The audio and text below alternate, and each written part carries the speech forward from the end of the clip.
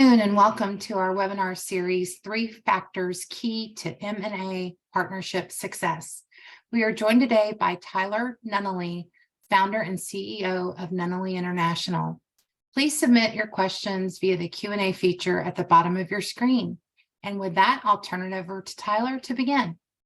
Okay, well, thank you very much, Kathy. I greatly appreciate you organizing this event.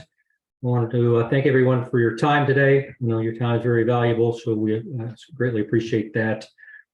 Just to give you a quick background, I'm actually a native of Atlanta, moved around quite a bit, but a graduate of the University of Georgia, go Dogs. I started a business after I graduated, sold that business after about 10 years, and went to business school at the University of St. Andrews in Scotland. The question I also often get asked is, did you play golf? Yes, is the answer to that. Played a lot of golf. Unfortunately, didn't get much better. So that's rather unfortunate, but that's the way it is. Thoroughly enjoyed that part of my life. And then I got recruited to England to work with a spinoff of Oxford University called Oxford Risk. And it was a specialist in behavioral finance. And so my job was to help commercialize the research, which involved investor risk profiling. So we would build out a profile, essentially an online tool that was used by financial advisors to gauge the risk tolerance and risk capacity of their clients. And so that was 2006. And so that was really my entrance into the wealth management industry. And a lot of what we do in M&A is tied to investor risk profiling. So I helped commercialize that research, moved back to Atlanta, and then ran the U.S. operations for FinaMetrica, which also does investor risk profiling. They're based in Sydney, Australia, and they were acquired by Morningstar. So when they were acquired by Morningstar, I decided to move into M&A. I worked for a bit as the head of the FinTech vertical at EGL, which is a M&A advisory here in Atlanta. I decided to leave that and start my own company, Nunnally International, to focus specifically on the IRA market. And spent about 95% of our clients at FinaMetrica, which also did investor risk profiling, were RAs. So I knew a lot about the businesses from the advisor technology side, the investment side, and certainly on the M&A side. So as M&A has kind of grown, I saw an opportunity there and decided that that would be a good fit for me, which it has indeed. So just wanted to give you that quick background to tell you a little bit about the investor risk profiling and how we kind of tie that into M&A. So when we're talking about 3 factors key to M&A partner success, those 3 factors are strategic objectives, and that's really based on your goals. The second is partnership criteria, and the third is firm culture. So I'm going to speak about all 3 of those factors, and we'll start with strategic objectives. So when you're thinking about M&A, if it's something on your mind, whether you want to sell or you are thinking about acquiring someone, this particular presentation is more about on the sell side.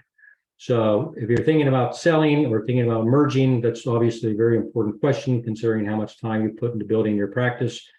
So it's really very similar to a financial plan, actually. And a financial plan is financial. If it's goal-based financial planning, then obviously you have to understand what your goals are. Secondly, you have to understand what your needs are. And thirdly, what your time horizon is. So as far as goals are concerned, that's where the strategic objective part really comes in. And so there's 2 main drivers in M&A, I would say.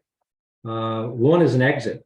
So well over 50% of advisors are approaching retirement age typically being 65 or so. So it definitely is an aging demographic. And so one of the goals, obviously, from an exit point of view, if M&A is on your radar, is retirement. So when you're thinking about retirement, you need a liquidity event. Selling your business can certainly help fund your retirement. And so a lot of the advisors that we work with are at that age, or at least they're considering it. So the other part of that really is health. So even if you may not be at retirement age, health is obviously a big concern. I think COVID taught us anything, is that life is precious and it can end a lot sooner than you think it actually can. So those are the two kind of drivers around the exit side of it. On the strategic side, doesn't really matter necessarily about your age. There's strategic objectives, and it's more of a strategic M&A as opposed to exit M&A. So strategic M&A, typically the three things that we see there are scale. What we're seeing in the RA M&A market is a lot of consolidation, as everyone knows. There's probably a dozen, maybe more aggregators, and those aggregators have been buying up firms, and they're all competing against each other. And so typically, previous to I would say in the last 8 years or so, there had been about 15,000 still are disparate different RAs. So that's very different in terms of other industries. In other industries, there's been consolidation. Well, in this particular industry, there wasn't a lot of consolidation until now. And so the fact that there is more consolidation simply means that the competition is a lot steeper than it was in the past. And so there's strength in numbers, and scale is certainly a big part of that.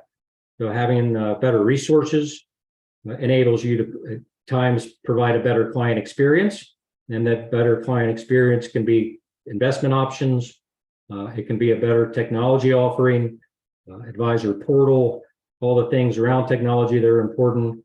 It can have a back office as far as compliance is concerned. I know everyone is not thrilled about compliance, and so typically when you're talking to a partner about a strategic M&A, the first thing they mention is, hey, we can take compliance off your hands.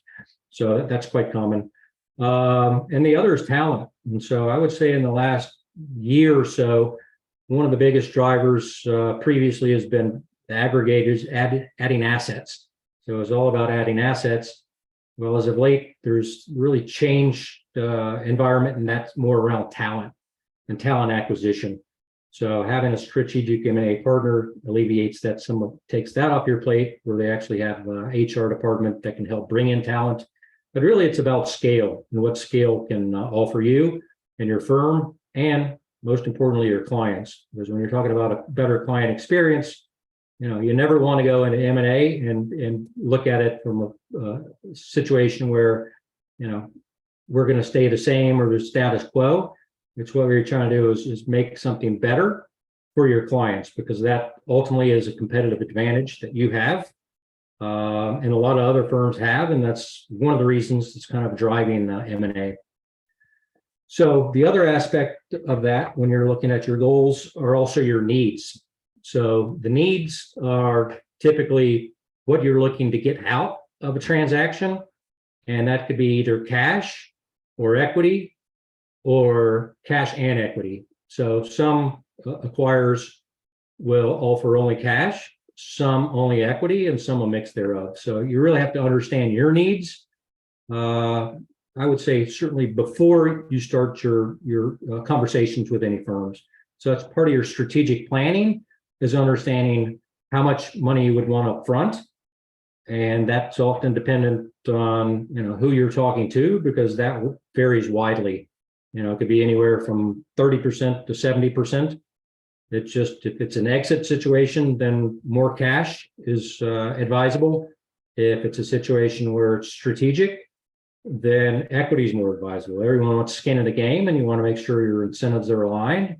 And that's where the equity component becomes very important.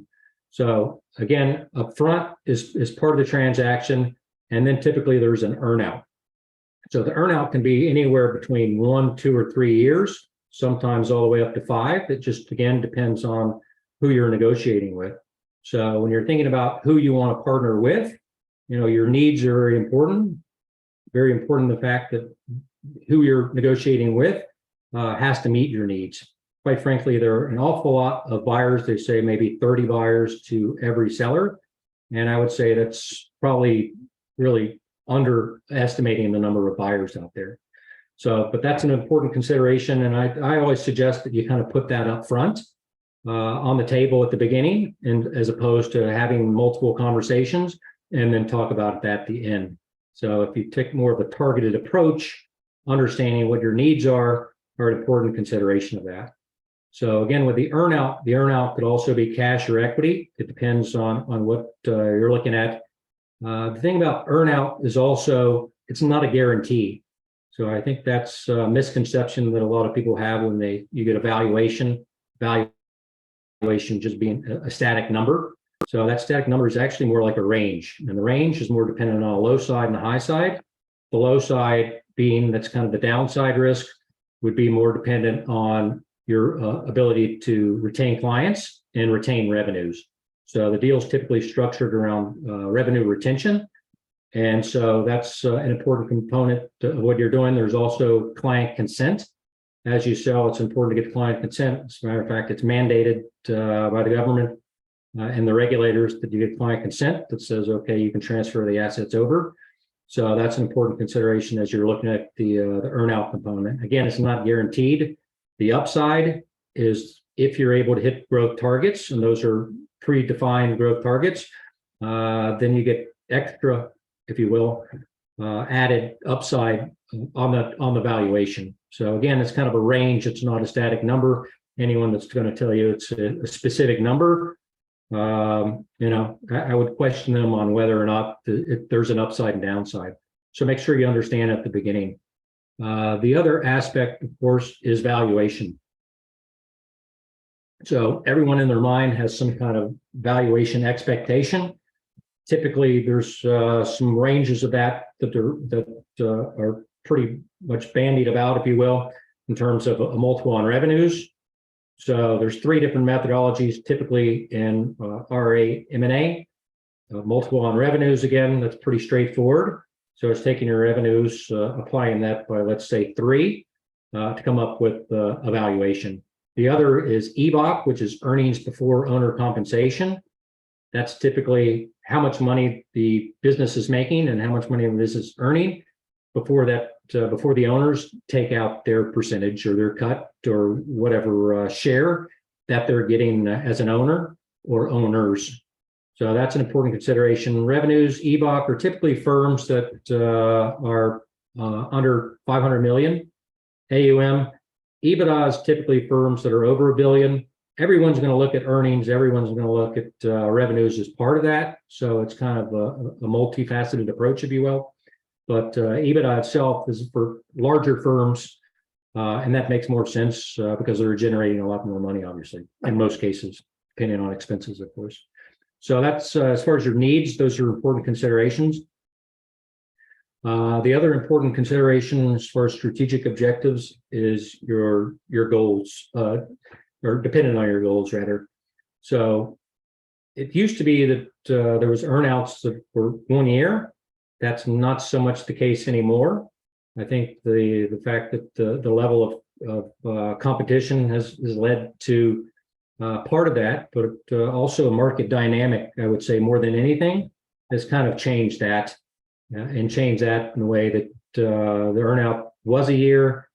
Again, it depends, again, who you're negotiating with, but it could be 1 year, 2 years, or 3 years. Now it's closer to 2 or 3 years. So that's an important consideration. And so when you're thinking about an exit strategy or when you want to sell, then you have to really work backwards from your retirement age. So if you're 65, you think, okay, it's going to take 3 years for the earnout. Typically also takes about 1 year to close. So it could be anywhere from 6 months to a year. If you plan it conservatively, looking at a year, that adds an extra 12 months. So you're talking really 4 years. 4 years being 1 year for the time to close, conservatively again, and then 3 year earnout. So that's kind of a good way to look at it, I would say, as far as your strategic planning, if it's a retirement situation. You know, it's a little bit different if your goal's more of a strategic play, then you have a longer runway. So a longer runway, it's less dependent really on the earnout per se, but it is important to consider it in terms of when payments are made and how you kind of factor that into your strategic planning. So again, with the deal structure, it's time to close, earnout period. Then there's also the employment agreement. And these things are structured differently. It could be a 1099 or a W-2. It just depends on the firm that you decide to go with and how they're going to construct the employment agreement. So the employment agreement could be contingent on a lot of factors. Typically, if someone's at, what we find often, if someone's close to retirement age, they've been working very hard. As we know, financial advisors have a lot on their plate. They're handling a lot of things, long hours, long weekends.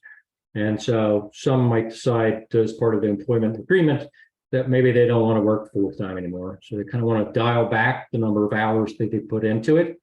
So that's an important consideration in terms of the overall employment side of it and what you can expect in terms of the agreement. K1 ownership is another aspect. If you do take equity in the acquiring firm, then that's a consideration as well. So when you're looking at time horizon, you just need to kind of work backwards on that. If it's, again, if it's more of a strategic M&A, it's less important than it would be if it's a retirement situation. So just consider those factors when you're thinking about your strategic planning. So partnership criteria is the second of the third factors, and it's really about knowing your clients.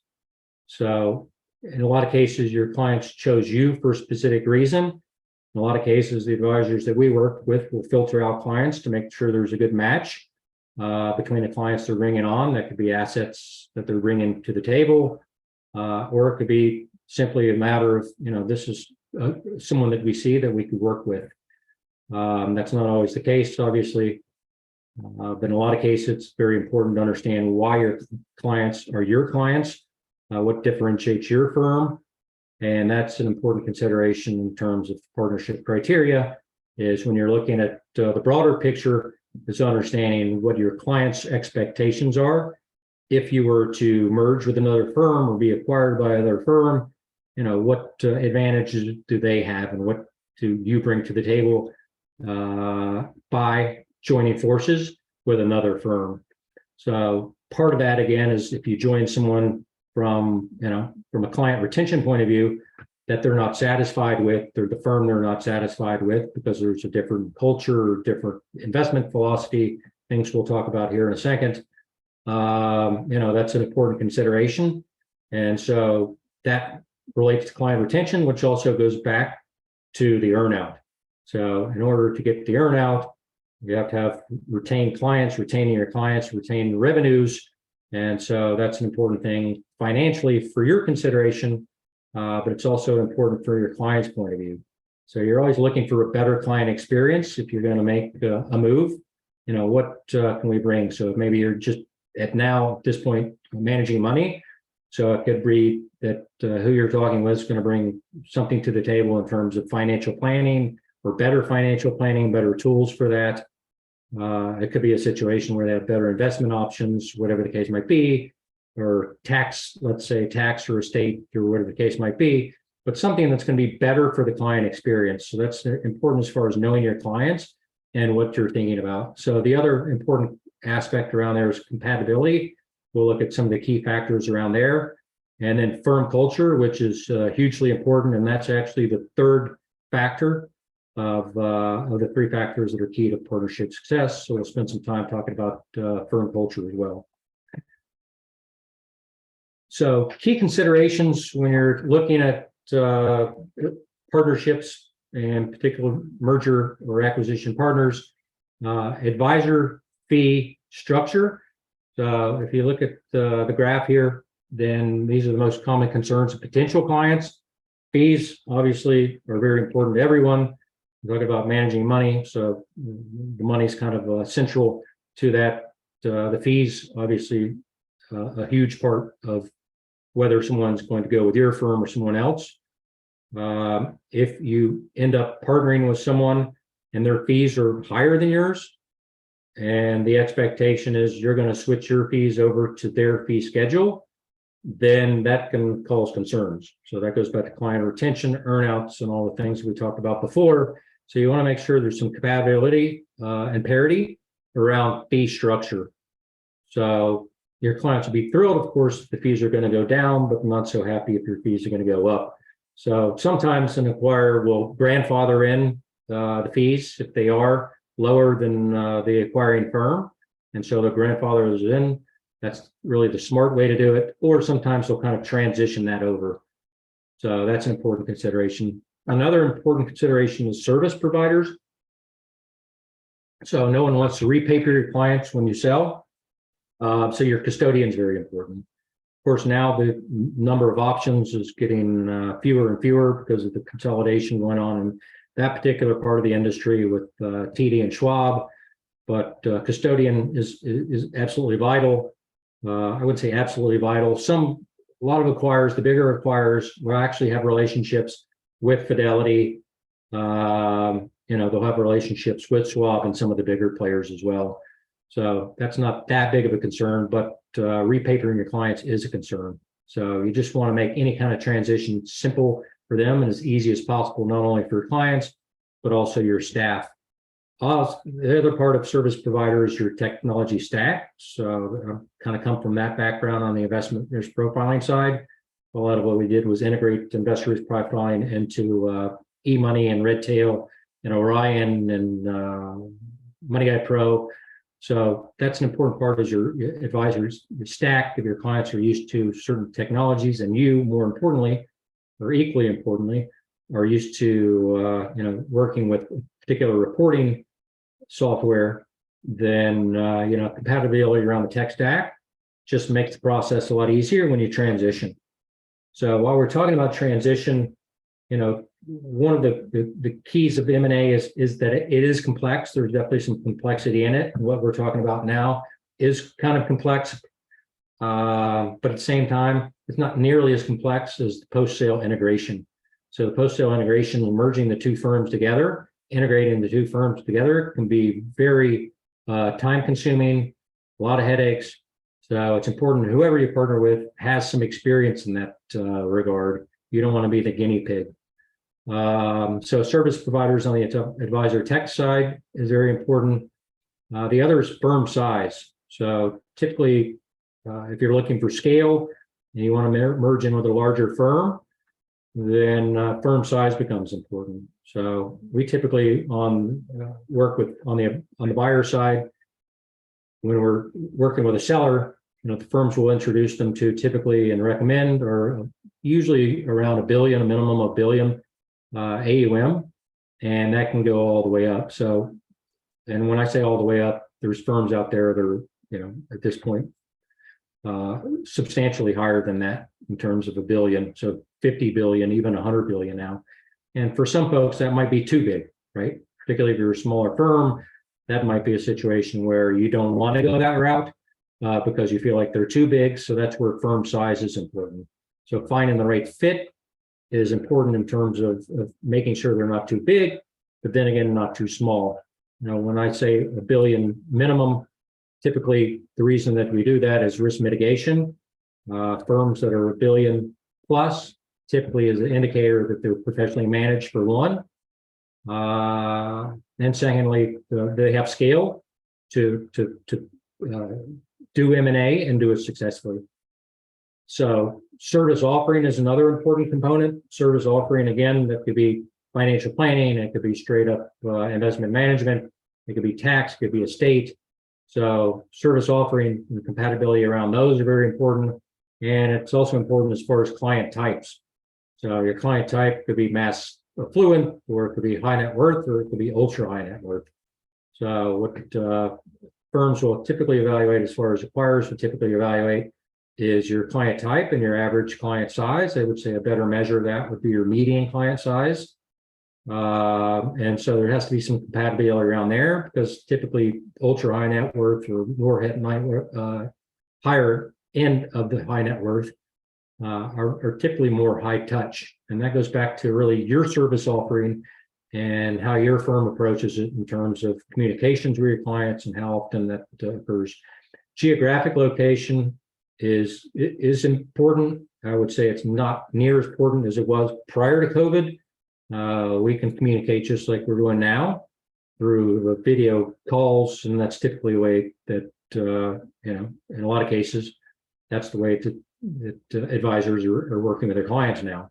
It's not always the case, but in a lot of cases it is. A geographic location is important, but not, again, as important as it used to be. I would say let me skip down one to fee only versus duly registered. That's another key consideration. Typically, a duly registered acquirer is more than happy to acquire a fee only firm, but the fee only acquirer will typically not want to partner with a duly registered firm. And so there's just different philosophies, different culture there. And so, again, it doesn't really work both ways. If it's a fee only, then, typically fee only firms don't want necessarily product sales or anything that could have a conflict of interest, at least in their eyes. I'm not making a judgment here, but that's typically what we see, is that fee only firms have different criteria than a duly registered firm. And duly registered meaning, obviously, that they're registered with SEC as well as FINRA. So that's an important consideration. Out of all these considerations, I would say investment philosophy is really the most important. And so investment philosophy, there's just active and passive and tactical and so many different philosophies that it's really dependent on the firm. There's market timers in a lot of cases, fee only firms, and ones that have more of a vanilla passive, I would say, approach to investment philosophy, would typically avoid market timers, or someone that's active where 25, 50% of their portfolio or typical portfolio would be individual stocks. So it's ETFs or mutual funds or bonds or CDs or cash, or whatever the case might be now. So that's an important consideration as far as investment philosophy, and that's a conversation that really should be had up front. Understanding what their philosophy is, what your philosophy is, and make sure there's compatibility between the two. Those are important considerations as far as what you want to understand when you're having conversations. And all these, again, are centered around your partnership criteria. So firm culture is a very important part of, if not the most important part of M&A. And so culture is a lot harder to really quantify, right, than some of the other aspects that we were looking at in terms of partnership criteria. And a lot of the work that I do, again, goes back to investor risk profiling. And so when we're looking at partnering firms, whether we're representing the seller or through our referral network, and I can explain that a bit later in terms of how we work with clients. But, firm culture is always the number one priority. There's got to be a good fit there. So if there's not a good fit, then typically it's not going to end up well. So when we're talking about firm culture, you always get a lot of different definitions. I personally like this one because it's about behavior, and that's really what culture is all about. So the ways people in the organization behave and the attitudes and beliefs that inform those behaviors. So you'll see that quite a bit in terms of the definition, if you will, of culture. But I like this last part the best, and that's really the way that we do things around here, right? So everyone does things differently. If there's one thing I've gotten to know about RAs over the years, is that no one does anything exactly the same, quite frankly, in terms of processes. But in terms of culture and the way that they treat clients, then that's those are huge differentiations between firms. Not only the way they treat their clients, but the way they treat each other. So the way we do things around here is a big part of that. One of the reasons that culture is so important is that it's easy to quantify in terms of failures, right? So if we're looking at this graph here, essentially it's the 5 principal causes of failure in M&A activity. So the number one is incompatible cultures. So incompatible cultures, before you go down the road, M&A is a lot like a marriage, right? And if you're going to get into a marriage, arranged marriages aren't too popular. And so it's kind of the same thing in M&A. You know, you really want to get to know the folks that you might partner with, because ultimately it's going to be a long-term lasting relationship, not only for you, but your staff and your clients as well. And so there's got to be some compatibility around cultures. And if there's not, again, I think this kind of speaks for itself as the number one cause of M&A failures. So getting to know each other is the important aspect here. This is a relationship business. And so it's really about relationships and building trust. And you don't build relationships and you don't build trust overnight. It's a process. So when I mentioned before, the process M&A process can be 6 months to a year. A lot of it is centered on getting to know each other. A lot of it's exchanging information and data and the underlying compatibility, some of the other issues. But ultimately, it's really about getting to know each other. So one of the questions you want to know and want to ask is, do you like them? That's probably the most important in a marriage, just like M&A, is you want to make sure that who you're partnering with is not going to make your life miserable. So it's got to be a situation that you enjoy being around them, they enjoy being around you. I would say this is even more important in the RIA industry, simply because firms are typically pretty small, you know, compared to other industries. So 3, 5, 10, seldom you'll see, you know, some of the bigger firms are over 100, but it's typically firms that, you know, anywhere between 5 and 25 folks. It can be bigger than again, but the vast majority that we see, you know, and that you'll find in ADVs is are firms that are small with a lot of folks wearing a lot of different hats. So that becomes even more important, because if it's a larger firm, then there's more places to hide. But if it's a smaller firm and you're merging with someone that's like-minded, then that's an important, you know, hugely important consideration. Whether or not you want to partner with them is how much you enjoy their company, and vice versa, and how much, you know, how much you have in common as far as your worldview, how much you have in common as far as, again, how you treat people, how you treat each other. Those are hugely important factors in getting to know each other and firm culture. So another point is, how do they compare? And I say they compare. So if you're having a conversation with one group and one group only, then you don't really know how they compare. So it's important, if you're having conversations with groups, that you have a basis of comparison. And the basis of comparison is, how does Group A compare to Group B? How they compare to Group C?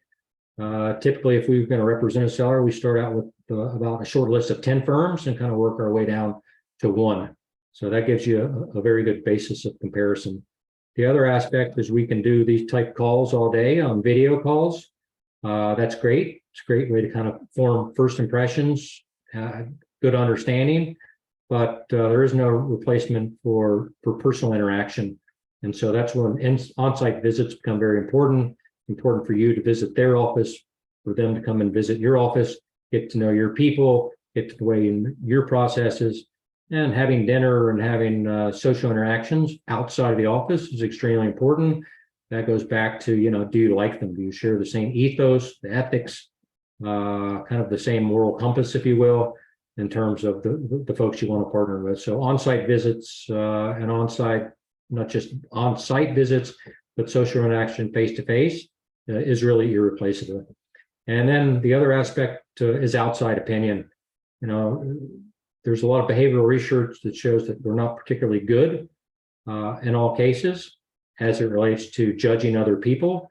And so getting outside opinion is very important. So if we're representing a seller, typically what we'll ask the buyer to do is to introduce us to two or more groups that they've already acquired, and then get the view and the opinion of those groups that have already been acquired. So what was the M&A process like? What's the post-integration of the firm been like? So those are important considerations as far as how other people see it, because they've walked that path before, and they can help give you a better understanding of what that path looked like. In a lot of cases, you know, we'll see firms that decide to go on their own, and that's fine. Again, one of the ways that we work is that we work with sellers outright. We also have about 22 active acquirers that we partner with. And so typically what we'll do is we'll do a process of elimination. If someone wants an introduction to a firm, we'll again use kind of the investor risk profiling model that we're talking about here with the 3 factors. And we'll look at the ADV, we'll have conversations. Of course, we've already pre-screened them. But what we'll do is we'll work through the 2 firms in the profile, kind of like matchmaking, if you will, in a dating app, but I don't really position ourselves as a dating app. But it's similar as far as methodology is. There is definitely some matchmaking involved, because what you're looking for again is compatibility and the likelihood of a success in terms of these firms not only working out a transaction, but working in a way that's is a benefit again to the owner themselves, going back to their strategic objective, the staff as well as clients. So if you're working with an advisor, they can help walk you through this process. And then there's the knowledge, of course, that you have in that. So really it's a risk management exercise in a lot of cases too. So that's an important consideration. We do have resources available. This presentation on the 3 factors key to partnership success is really based on a RA M&A series that we do. It's called the RA M&A excuse me, advice series. And so we have those on our website as far as strategic objectives. They're typically pretty brief reports. It's supposed to be, the intent really is to give an overview of these factors, just like we're doing now. So each of these links will take you to the reports. And then if you're interested in all of the reports, then you can access those through the link at the bottom there. So that's really an overview of the 3 factors key to M&A partnership success. I hope that you found this useful. If you do have any questions, then we'd love to address those. Looks like we have one here. So can you provide a bit more detail on how you would use EBOC versus EBITDA for evaluation?